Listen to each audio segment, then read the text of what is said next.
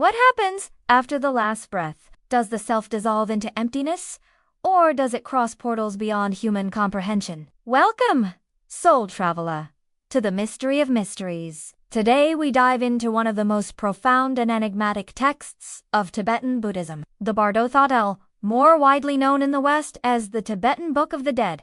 Imagine a guide that accompanies you through the deepest and most mysterious moments of existence. This is the role of the Bardo, and no, this is not just a simple manual on the end of life. It is a map, a spiritual guide for what happens right after physical death. Get ready, for together we will cross this portal, unravel its messages, and perhaps come to understand a bit more about what it means to exist. The Bardo Thodol was created by Padmasambhava, a legendary and almost mythical figure in Tibetan Buddhism. Born in India, he is widely recognized as the one responsible for bringing Buddhism to Tibet in the 8th century. Tibetan tradition reveres him as the Guru Rinpoche, which means precious master. But Padmasambhava was not just a monk. He was a deeply profound spiritual master, a yogi who mastered mystical techniques and esoteric teachings. The Bardo Thodol was born out of this master's desire to guide not only the living, but also the dead, offering them a path to liberation even after the last breath. From a young age, Padmasambhava displayed extraordinary mystical abilities, being recognized as a Mahasiddha, a figure who has attained an extreme level of spiritual realization, developing spiritual powers, or siddhis, considered miraculous. He was invited to Tibet by King Trisong Ditsun, who sought to expand Buddhism and strengthen the country spiritually, unifying the people under a single belief system. At that time, Tibet was a place of intense shamanic practices and animist beliefs, strongly rooted in the Bon religion, the indigenous Tibetan spiritual practice. This diverse and even chaotic spiritual atmosphere presented challenges to the spread of Buddhism. Upon arriving in Tibet, Padmasambhava faced resistance from various cultural and spiritual forces. The local deities and spirits of Bon traditions resisted Buddhism, and Padmasambhava used his knowledge of magic and tantric ritualism to tame these spirits. This integration of Bon deities and practices into Tibetan Buddhism was crucial to establishing a lasting spiritual foundation. Thus, Padmasambhava founded Tibet's first Buddhist monastery, the Sami Monastery, and began to transmit profound teachings about the mind, reality, and the cycle of existence known as Sums. In Tibetan Buddhism, there is an understanding that death is not the end, but a transitional state, a moment of opening to the possibility of spiritual liberation. Padmasambhava understood that, at the moment of death, the mind enters a special state, where free from the distractions of the physical body, it becomes more receptive to the ultimate truth. He realized that this was a unique opportunity for liberation, but he also knew that most people, when they die, are lost in illusions and fears that keep them from this possibility.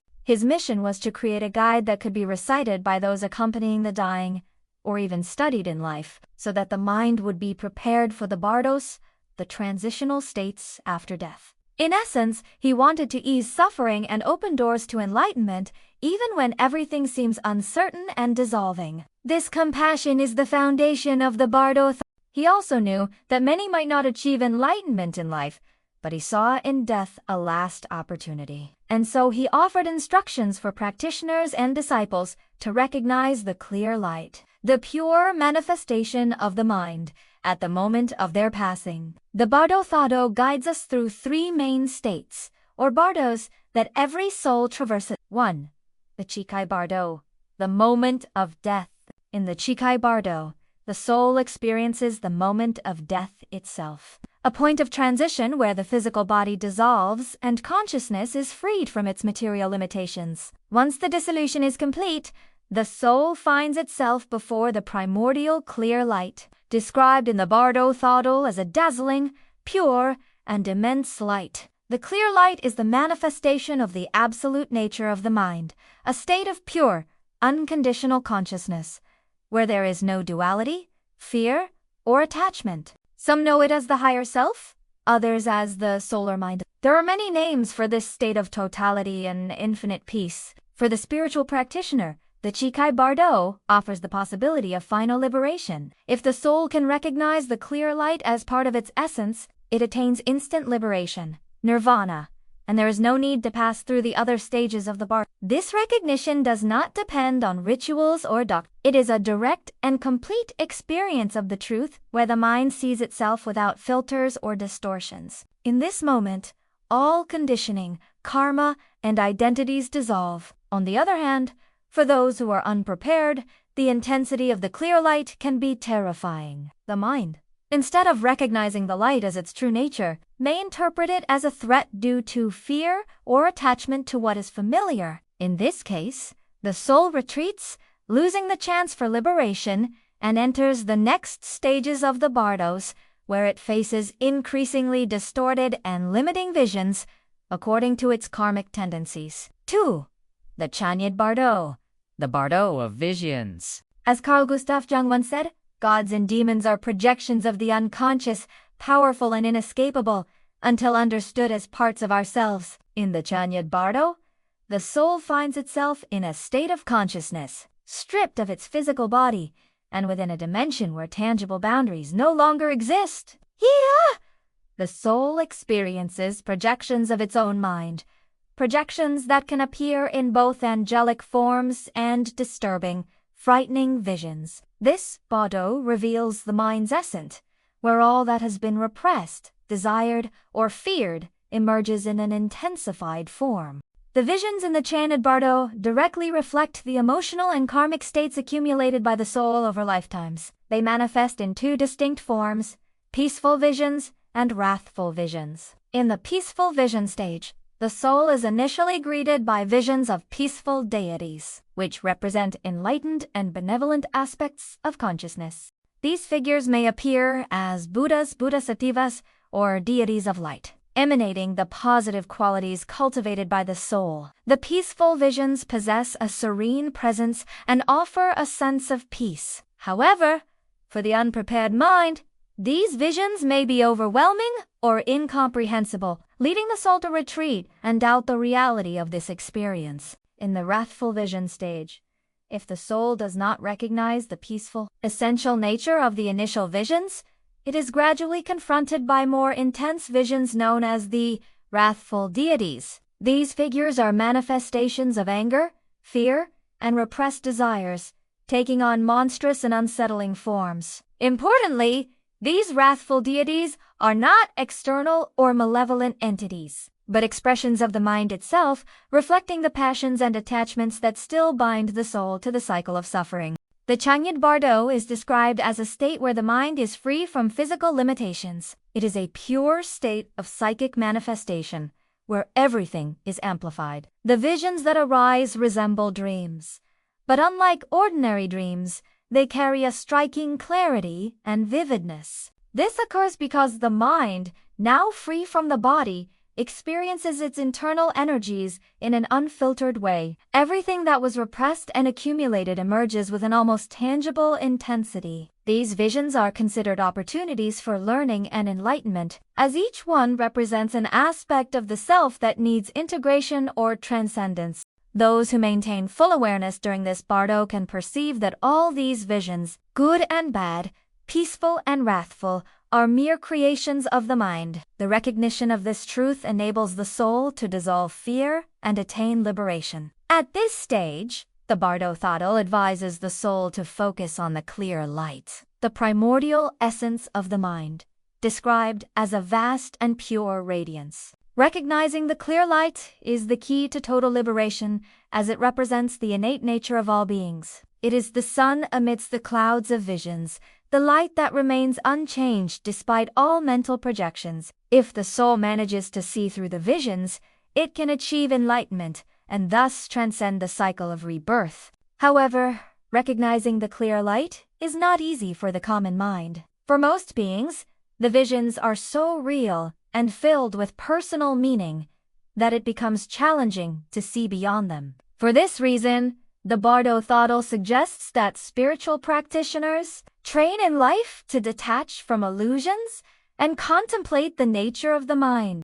With such practice, even when faced with the intense visions of the Chanyad Bardo, they will be able to maintain their focus on the clear light and find peace. Fear and attachment are the greatest barriers to liberation. The visions, in their intensity, can provoke deep fear, especially the wrathful deities, which represent untamed aspects of the psyche. This fear creates a sense of separation, preventing the soul from recognizing the visions as parts of itself. The soul may desire to flee from these visions or, out of attachment, fixate on some of them, especially the peaceful visions, which keeps it bound to the cycle of samsara. To overcome this cycle, the soul must recognize the visions as empty of their own reality. In Tibetan Buddhism, this concept is known as shunyata, or emptiness. The mind that recalls emptiness during the chained bardo can observe all visions but remains unattached,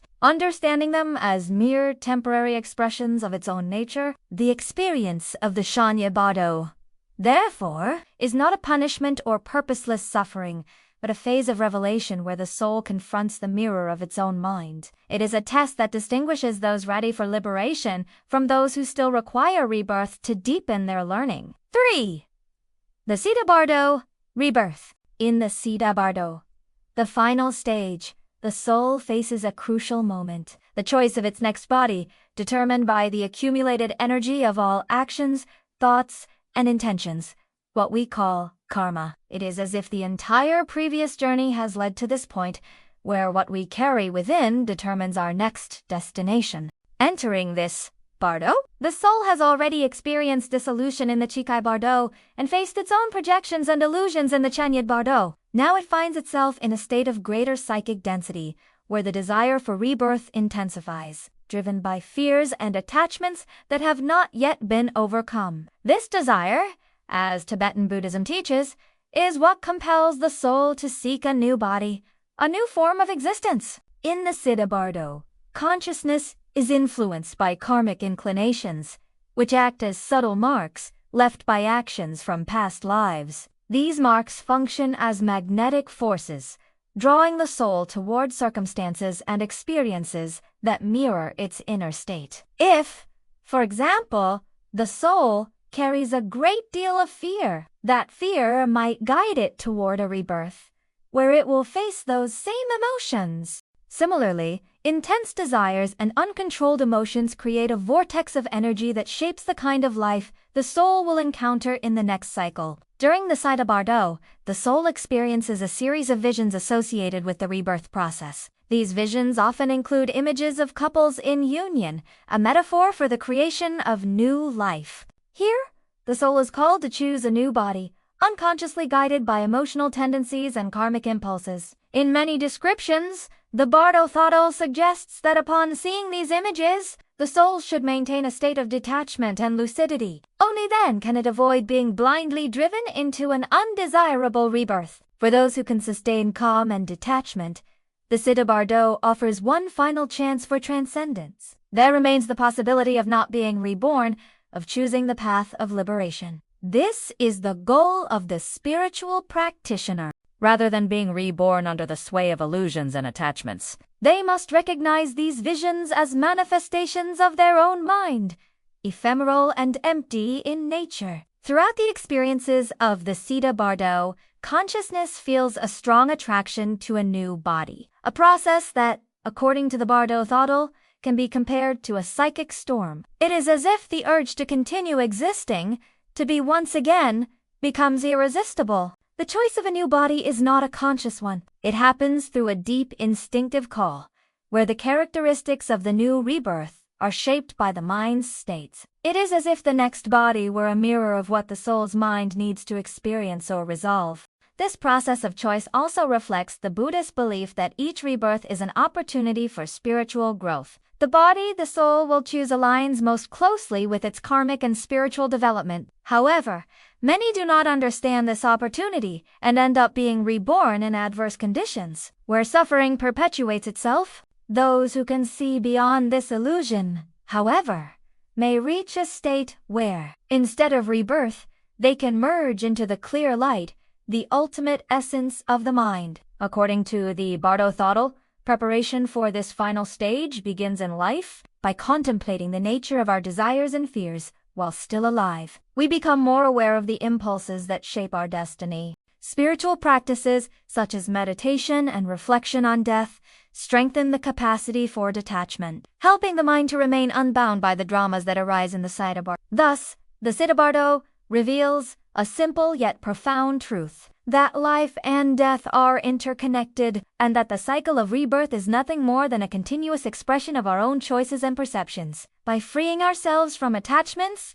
we free ourselves from the cycle of rebirth and reach enlightenment, the state in which there is no more rebirth, for there is no longer the illusion of a fixed identity. The Bardo Thodol is not just a religious text or a compendium of esoteric beliefs. It is a tool for self-knowledge, a mirror for our mind, and a map for our destiny. It teaches us that death is the great full stop of the human story, but it is also the portal to new beginnings. As Ram Dass once said, "When you die, there is only one question that matters. How much did you love?" In this sense, the Tibetan Book of the Dead invites us to reflect on our own lives. Are we ready for the final journey? Are we prepared to let go of everything we believe we are? Perhaps by contemplating these teachings, we can not only prepare for death, but also learn to truly live. If this journey into the unknown resonated with you, share this video and subscribe to the channel. Let us know in the comments what intrigues you most about life after death. For the path of self-knowledge is long, and together we can explore the greatest mysteries of existence. Thank you for watching.